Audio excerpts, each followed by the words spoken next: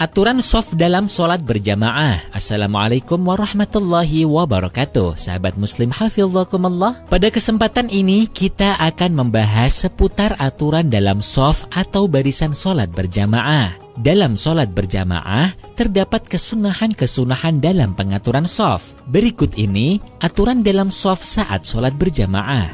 1. Apabila jamaah terdiri dari imam dan satu makmum, maka makmum berdiri di samping kanan imam dengan sedikit mundur dari barisan imam. Hal ini berdasarkan hadis yang diriwayatkan oleh Ibnu Abbas radhiyallahu anhu. Bittu 'inda khalati Maimunah, faqama Rasulullah sallallahu alaihi wasallam yusalli faqumtu 'an yasarihi faja'alani 'an yaminihi. Artinya, saya menginap di rumah bibiku Maimunah. Rasulullah Shallallahu Alaihi Wasallam berdiri untuk melaksanakan sholat. Lalu aku berdiri di samping kirinya. Kemudian beliau memindahkanku ke samping kanan beliau. Muttafaq alaih. Apabila makmum memulai sholat dengan posisi berdiri di sebelah kiri imam, maka ia berinisiatif untuk berpindah ke samping kanan imam. Jika makmum tidak pindah, maka imam memindahkan makmum dengan memegang tangan makmum, lalu memindahkannya ke samping kanan imam. Baik imam maupun makmum masing-masing harus menjaga gerakan yang dilakukan supaya tidak justru sampai membatalkan sholat karena bergerak 3 kali secara berturut-turut. 2. Apabila sholat berjamaah sudah berlangsung dengan susunan imam bersama satu makmum di sebelah kanannya, lalu datang calon satu makmum berikutnya, maka makmum yang datang terlambat ini berdiri di samping kiri imam. Setelah ia melakukan takbiratul ihram, imam bisa maju ke depan atau kedua makmum yang mundur ke belakang dengan membuat shaf baru. Dalam hadis yang diriwayatkan oleh Jabir yang menceritakan, Qumtu an yasari Rasulillah sallallahu alaihi wasallam fa akhadha bi yadi fa adarani hatta aqamani an yaminihi wa jaa Jabbar bin Sakhrin hatta qama an yasari Rasulillah sallallahu alaihi wasallam fa akhadha bi aydina jami'an fadafa'na hatta aqamana khalfah. Rawahu Muslim. Artinya, saya berdiri di sebelah kiri Rasulullah Sallallahu Alaihi Wasallam. Maka Nabi memegang tangan saya, kemudian memutar saya sehingga berdiri di sebelah kanan Nabi. Dan datang Jabbar ibnu Sakhr sehingga berdiri di samping kiri Rasulullah Sallallahu Alaihi Wasallam. Kemudian Nabi memegang kedua tangan kami secara bersama, kemudian mendorong kami sehingga kami berdiri di belakang Nabi. Hadis riwayat Muslim.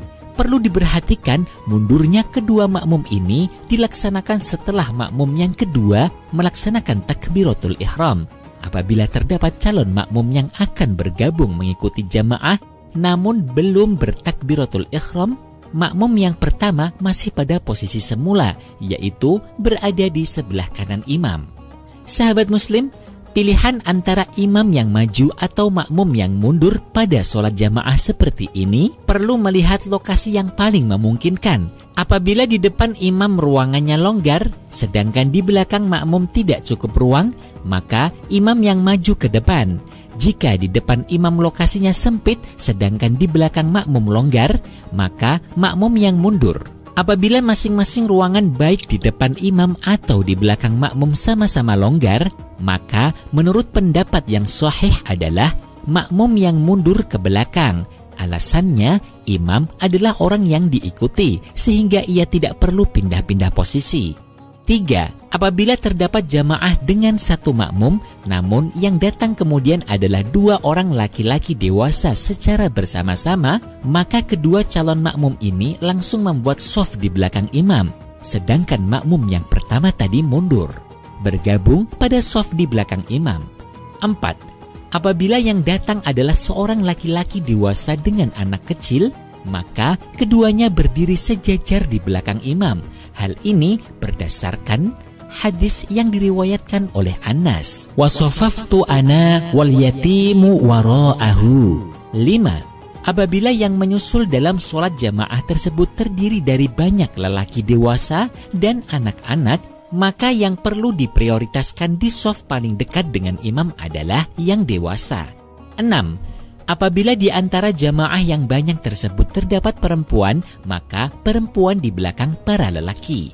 7. Apabila terdapat orang khuntha atau orang berkelamin ganda yang masing-masing masih berfungsi semua, maka urutan jamaahnya adalah paling depan sendiri adalah kelompok laki-laki, belakangnya adalah kelompok anak-anak laki-laki, belakangnya lagi adalah khuntha, kelompok paling belakang adalah kelompok para wanita. Sahabat muslim hafizakumullah, menurut Imam Syafi'i rahimahullah dalam kitab menyatakan apabila makmum yang hanya satu orang berdiri di samping kiri imam atau di belakang imam, maka bagi keduanya terkena hukum makruh.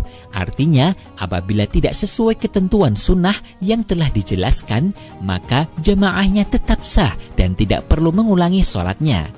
Begitu pula apabila makmumnya 2 orang namun keduanya berdiri di samping kanan imam atau di kiri imam semua, atau ketentuan yang dijelaskan dalam aturan shaf tersebut tidak dipatuhi, maka semua sholatnya sah, namun hanya terkena hukum makruh saja.